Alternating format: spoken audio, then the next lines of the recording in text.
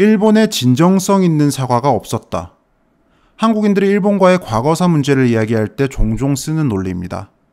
일본 정부와 그 국민들이 과거 일제시대 때 일본이 저지른 잘못들에 대해 진심으로 사과하지 않았고 뉘우치지 않았다는 말입니다. 배상도 제대로 하지 않았다고 주장하죠. 그런데 정말 그럴까요? 많은 한국인들이 불편해할 그 진실에 대해 알아봅시다.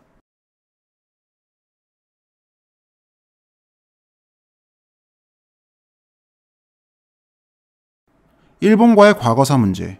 먼저 그간 일본이 정부 차원에서 한 사과부터 살펴보겠습니다.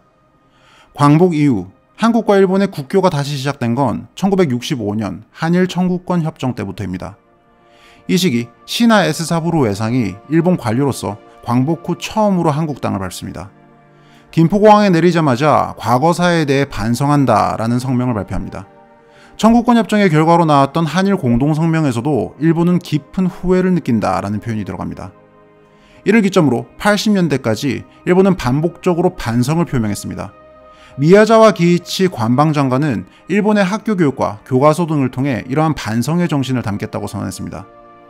히로히토 일본 천황은 일본의 군주로서 공식 석상에서 처음으로 불행한 과거에 대한 유감을 표했고 이는 당시 사죄의 뜻으로 해석되었습니다.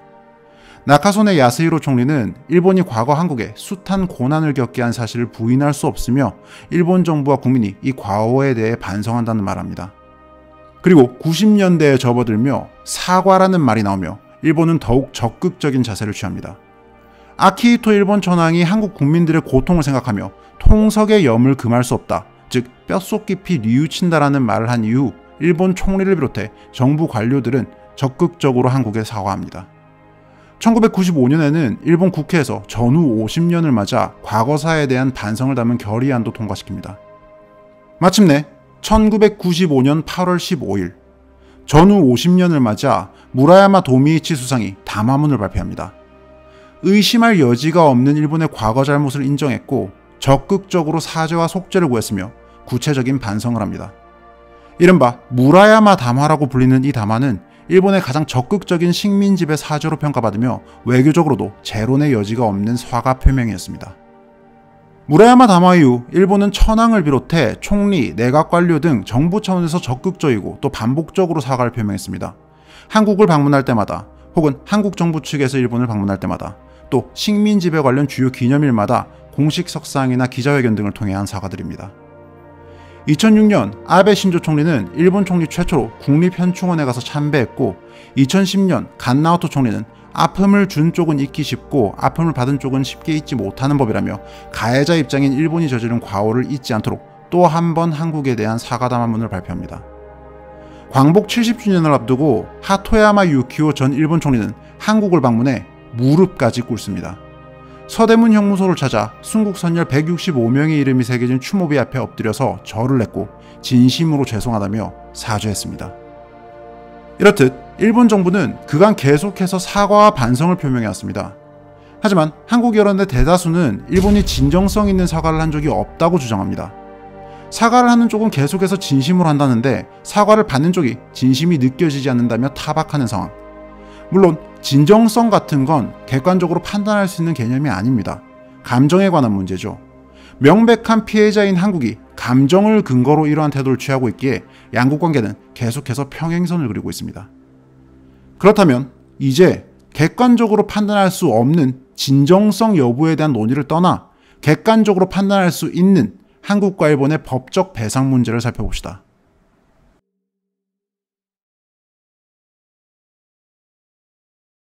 일제강점기에 대한 일본의 사과와 배상. 사실 법적으로 이 문제의 시작과 끝은 명백합니다. 1965년 한일 청구권 협정입니다. 한국과 일본이 국교를 정상화하는 과정에서 한국은 이 협정을 통해 일본으로부터 돈을 받아냅니다.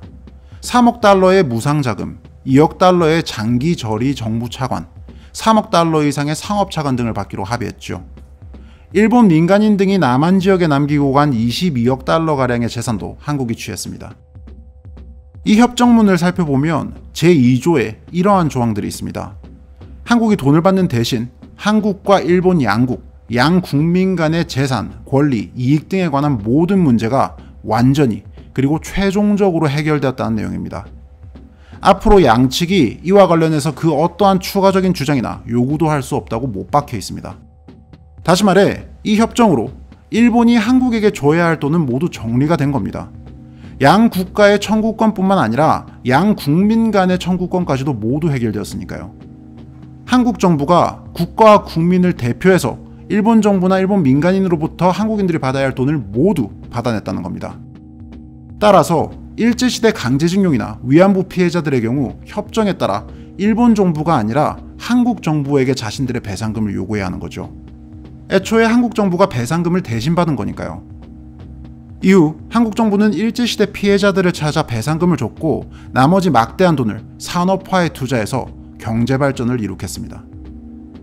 정리하면 1965년 한일 청구권 협정을 통해 일본은 일제강점기에 관련한 보상과 배상 문제에 있어 금전적인 부분을 완전히 정리하고 해결했다는 겁니다.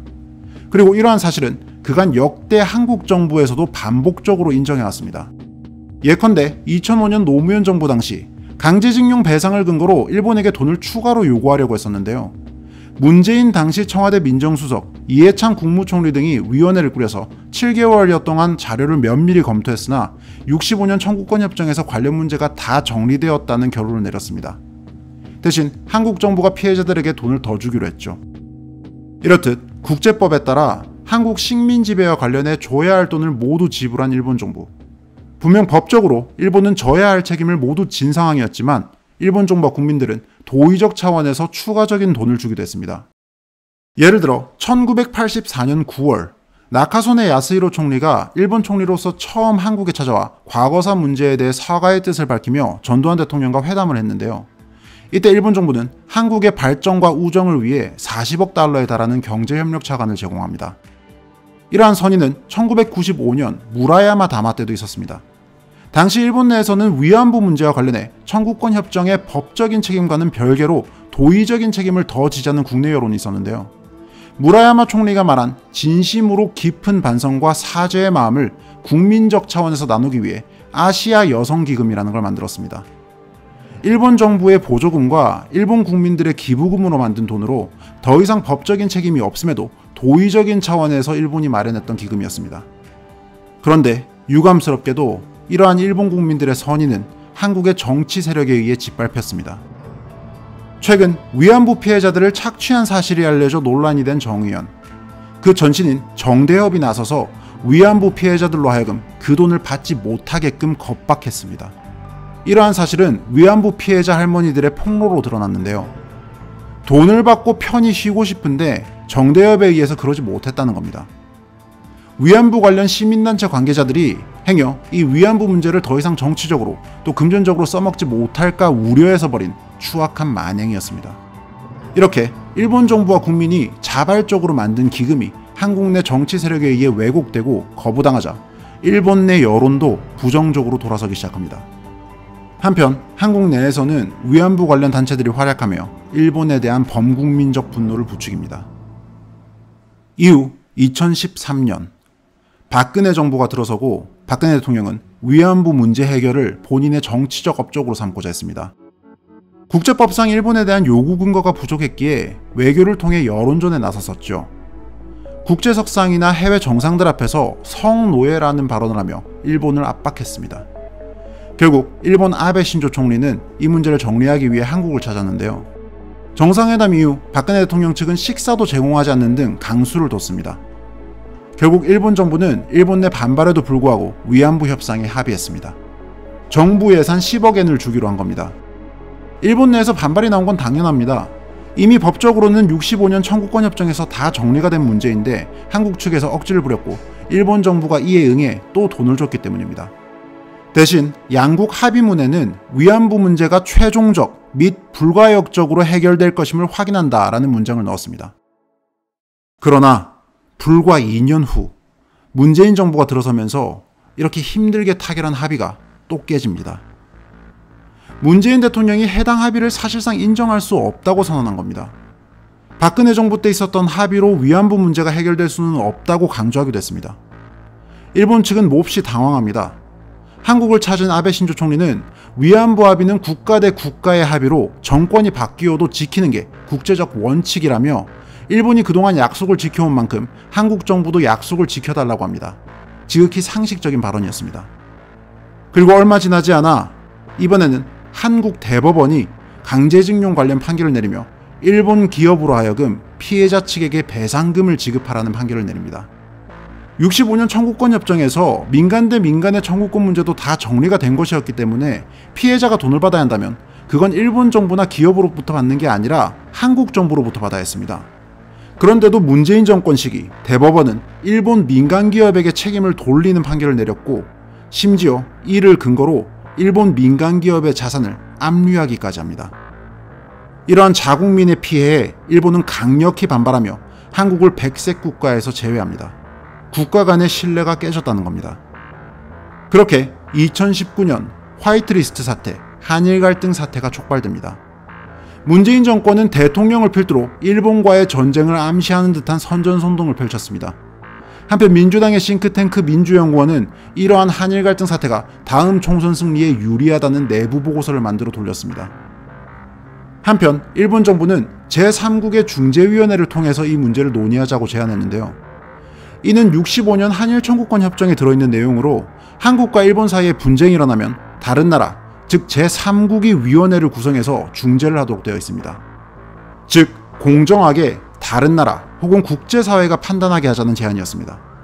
하지만 문재인 정부는 이러한 제안마저 일방적으로 거절해버립니다. 스스로도 억지를 부리고 있다는 걸 인지하고 있었고 제3국이 판단하면 일본의 손을 들어줄 가능성이 압도적으로 높았기 때문입니다. 그렇게 문재인 정부를 거치며 한일 관계는 그야말로 최악으로 치닫습니다. 한국에서는 외교상의 마찰을 넘어서서 범국민적 반일운동이 벌어졌죠. 그리고 이러한 상황은 정권이 바뀌고도 쉽게 해결되지 않고 있습니다. 여기까지가 일본의 사과와 배상에 대한 객관적 설명입니다. 여러분은 어떻게 생각하십니까? 정말 일본이 진정성 있는 사과를 하지 않았고 자신들의 책임을 다하지 않았다고 생각하십니까? 저는 제 자신이 한국인이기에 무조건 대한민국을 옹호해야 한다는 그런 국수주의적이고 민족주의적인 사고방식에 동의하지 않습니다. 일본이 잘못한 건 잘못했다고 비판하되 반대로 한국이 잘못한 게 있으면 한국인으로서 이를 인정하고 개선하려 해야 한다고 믿습니다. 지난 세기 일본은 이러한 반성과 자기 객관화에 실패했기에 군국주의와 전체주의의 광기에 휩쓸렸고 그렇게 전쟁을 일으켜 한국은 물론 인류 전체에 큰 해악을 끼쳤습니다. 그런데 지금 대한민국은 그 피해자라는 이유만으로 그들이 저질렀던 과오와 비슷한 종류의 잘못을 똑같이 저지르고 심지어는 애국이라는 이름으로 이를 합리화하고 또 강요하고 있습니다. 분명 일본은 과거에 잘못을 했습니다. 그리고 이에 대해 인정하고 사과하고 책임을 졌죠. 그런데 오늘날 잘못을 하고 있는 건 한국과 일본 둘 중 어느 쪽일까요?